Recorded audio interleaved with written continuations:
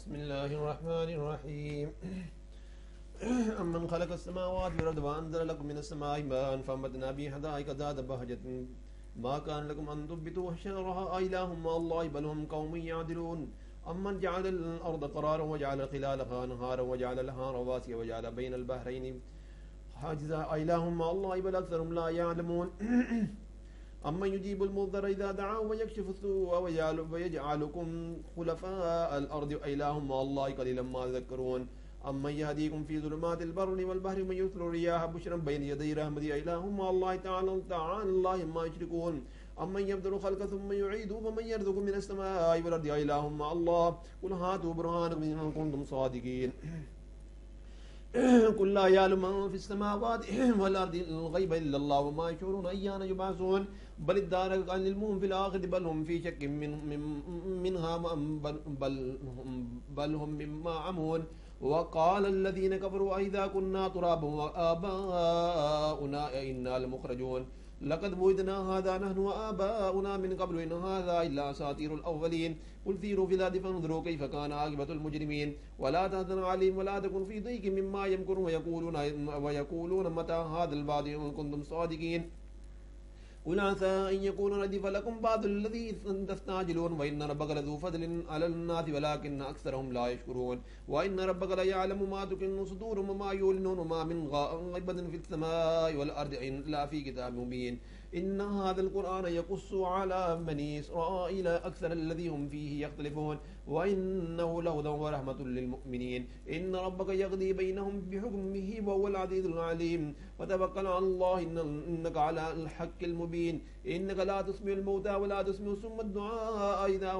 إذا ولوا مدبرين وما أنت بهاد الأم عن ضلالتهم إن تسمع إلا من يؤمن بآياتنا فهم مسلمون وإذا وقع القول عليهم أخرجنا لهم دابة من الأرض تكلمهم أن الناس كانوا بآياتنا لا يوقنون ويوم نحشر من كل أمة فوجا ممن يكذب بآياتنا فهم يوزعون حتى إذا جاءوا وقال كذبتم بآياتي ولم تحيطوا بها علما أم ماذا كنتم تعلمون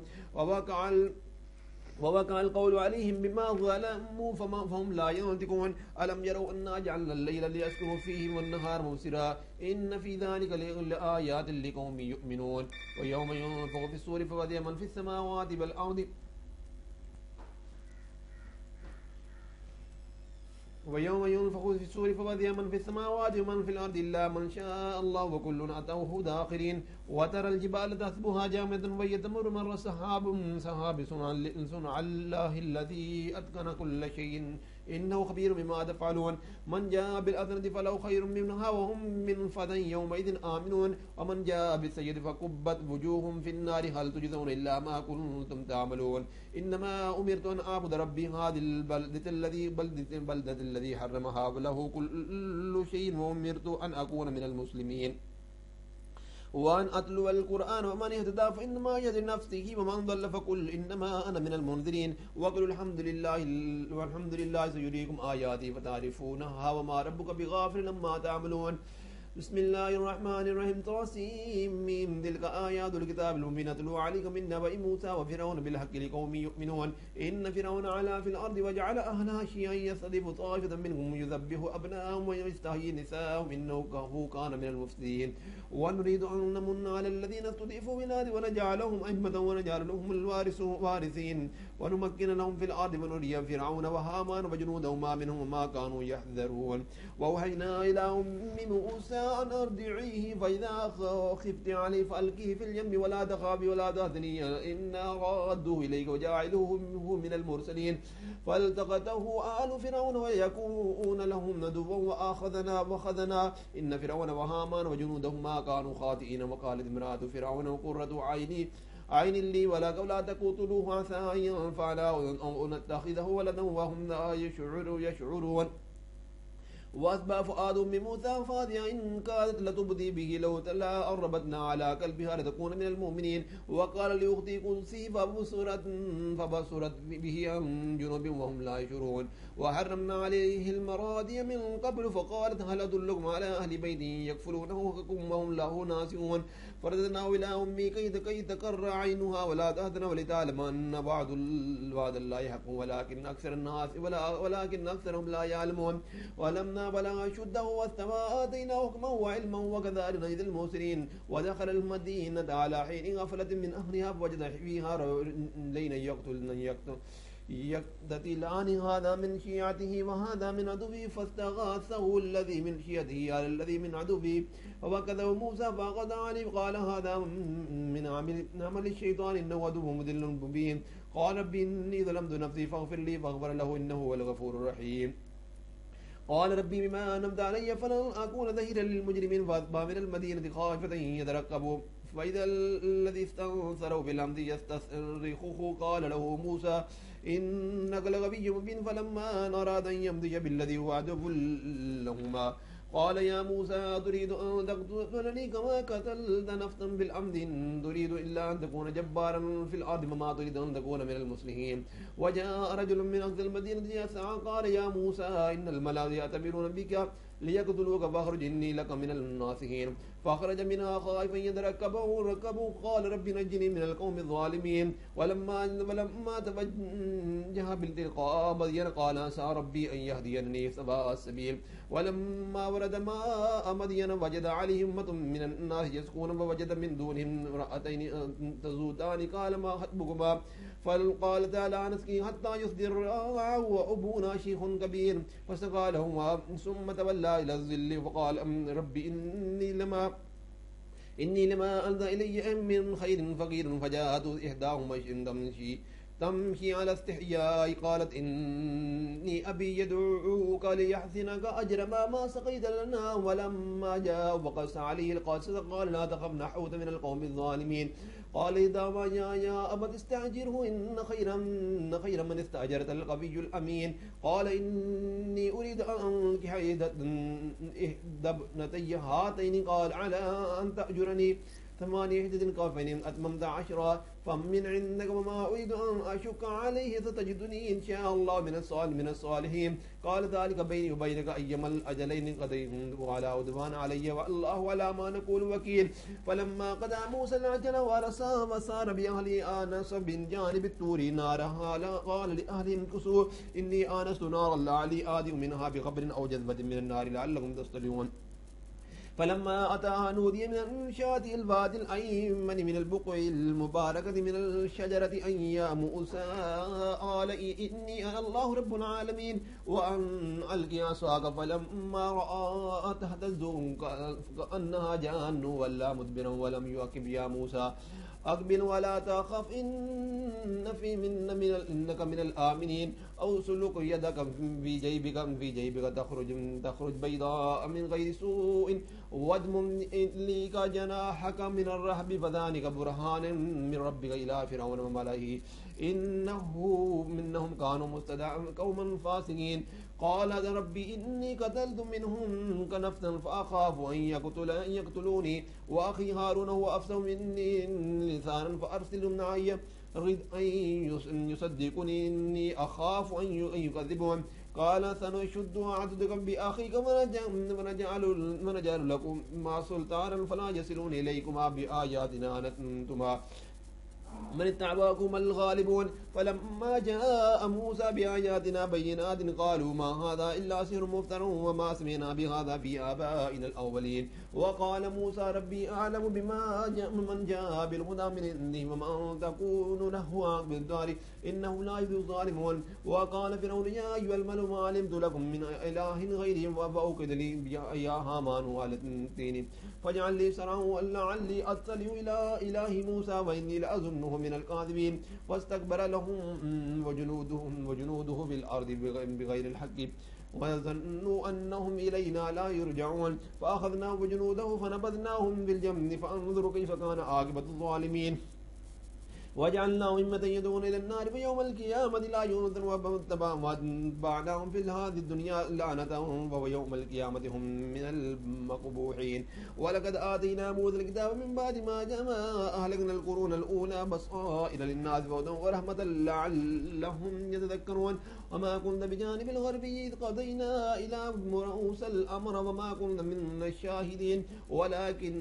أنشأنا قرونا فتطاول عليهم الأمر وما كنت ثابيا في أهل مدين تتلو تتلو عليهم آياتنا ولكننا كنا مرسلين ما كنت بجانب الطور إذ نادينا ولكن رحمة من ربك لتنذر قوما ما آتيناهم من نذير من قبلك لعلهم يذكرون ولولا أن تصيب مصيبة بما قدمت أيديهم فيقولوا ربنا لولا أرسلت إلينا رسولا فنتبع آياتك ونكون من المؤمنين فلما جاءهم الحق من عندنا قالوا لولا أن أوتي مثل ما أوتي موسى أولم يكفروا بما أوتي موسى من قبل قالوا سحران تظاهرا وقالوا إنا بكل كافرين قل فاتوا بكتاب من عند الله وأهدى منهما أتبعه إن كنتم صادقين فإن لم يستجيبوا لك فاعلم إنما يتبعون أهواءهم ومن أضل ممن اتبع هواه بغير هدى من الله إن الله لا يهدي القوم الظالمين ولقد وصلنا لهم القول لعلهم يذكرون الذين آتيناهم الكتاب من قبلهم به يؤمنون وإذا يتلى عليهم قالوا آمنا بها إنه الحق من ربنا إنا كنا من قبل مسلمين أولئك يؤتون أجرهم من مرتين بما صبروا ويدرون بالحسنة السيئة مما رزقناهم ينفقون وإذا سمعوا اللغو أعرضوا عنه وقالوا لنا أعمالنا ولكم أعمالكم سلام عليكم لا نبتغي الجاهلين إنك لا تهدي من أحببت ولكن الله يهدي من يشاء وهو أعلم بالمهتدين وقالوا إن نتبع الهدى معكم نتخطف من أرضنا أولم نمكن لهم حرمنا آمنا يجمع إليه ثمرات كل شيء رزقا من لدنا ولكن أكثرهم لا يعلمون وكم أهلكنا من قرية بدلت معيشتها فتلك مساكنهم لم تسكن من بعدهم إلا قليلا وكنا نحن الوارث وما كان ربك مهلك القرى حتى يبعث في أمها رسولا يتلو عليهم آياتنا وما كنا مهلك القرى إلا وأهلها ظالم وما أوتيتم من شيء ومتاع الحياة الدنيا وزينتهما أما عند الله خير وأبقى فلا تأكلون أفمن وعدناه وعدا حسنا وهو لاقيه كمن متعناه متاع الحياة الدنيا ثم هو يوم القيامة من المحضرين ويوم ينادي فيقول أين شركائي الذين كنتم تدعون قال الذين حق عليهم القول ربنا هؤلاء الذين غويناهم كما غوينا تبرأنا إليك ما كانوا إيانا يعبدون وقيل ادعوا شركاءكم فدعوهم فلم يستجيبوا لهم ورأوا العذاب لو أن لهم كانوا يهتدون ويوم ينادي فيقول ماذا أحببتم المرسلين فعميت عليهم الأنباء يومئذ فهم لا يتساءلون فأما من تاب وآمن وعمل صالحا فعسى أن يكون من المفلحين وربك يخلق ما يشاء ويختار ما كان لهم الخيرة سبحان الله وتعالى ما يشركون وربك يعلم ما تكن صدورهم وما يعلن وهو الله لا إله إلا هو له الحمد في الأولى والآخر وله الحكم وإليه ترجعون قل أرأيتم إن جعل الله عليكم الليل سرمدا إلى يوم القيامة من إله غير الله يأتيكم بدياء أفلا تسمعون قل أرأيتم إن جعل الله عليكم النهار سرمدا إلى يوم القيامة من إله غير الله يأتيكم بليل تسكنون فيه أفلا تبصرون ومن رحمته جعل لكم الليل والنهار لتسكنوا فيه ولتبتغوا من فضله ولعلكم تشكرون ويوم ينادي ويقول أين شركائي الذين كنتم تزعمون أتانا من كل أمة شهيدا فقلنا هاتوا برهانكم فعلموا أن الحق لله وضل عنهم ما كانوا يفترون إن قارون كان من قوم موسى وبغى عليهم وآتيناه من الكنوز ما إن مفاتحه لتنوء بالعصبة أولي القوة إذ قال له قومه لا تفر إن الله لا يحب الفرحين وابتغ فيما آتاك الله الدار الآخرة ولا تنس نصيبك من الدنيا والآخرة كما أحسن الله إليك ولا تبغي الفساد في الأرض إن الله لا يحب المفسدين قال إنما أوتيته على علم عنده أولم يعلم أن الله قد أهلك من قبله من القرون من هو أشد منه قوة وأكثر جماعة ولا يسأل من ذنوبهم والمجرمون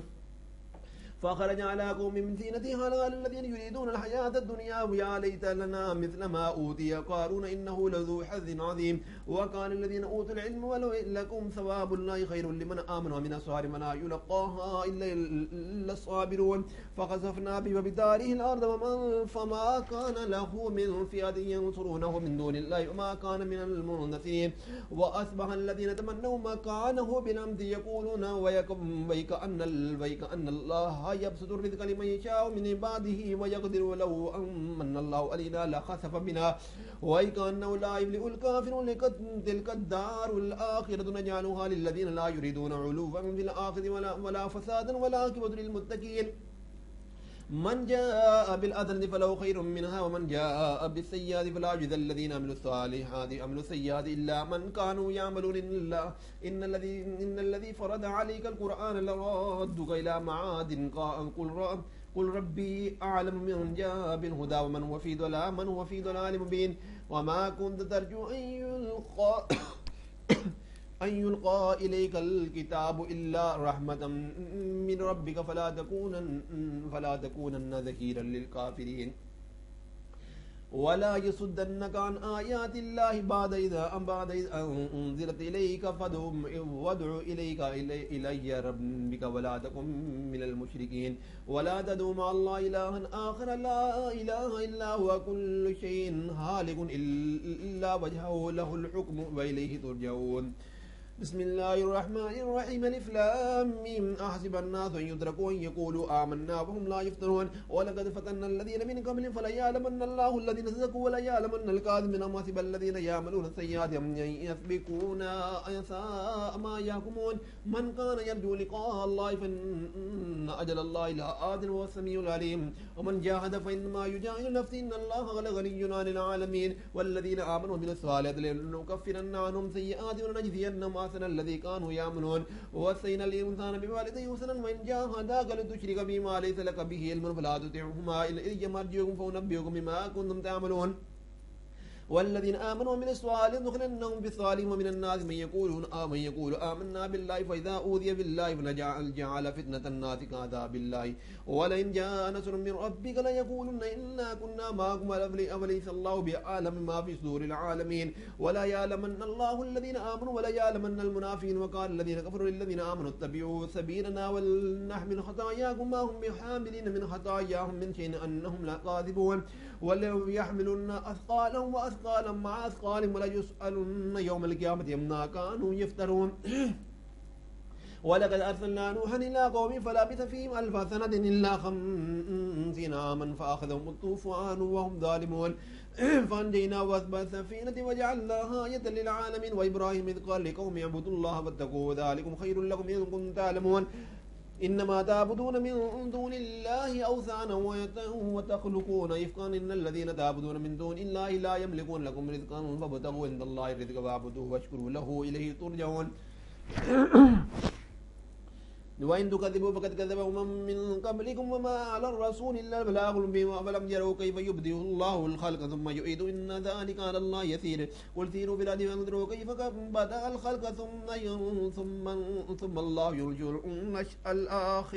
نشأة الآخرة إن الله على كل شيء قدير يعذب من يشاء ويرحم من يشاء وإليه تقلبون وما أنتم بموجودين في الأرض ولا في السماء وما لكم من دون الله من ولي ولا نصير والذين كفروا بآيات الله ولقائه أولئك يئسوا من رحمته أولئك لهم عذاب عليم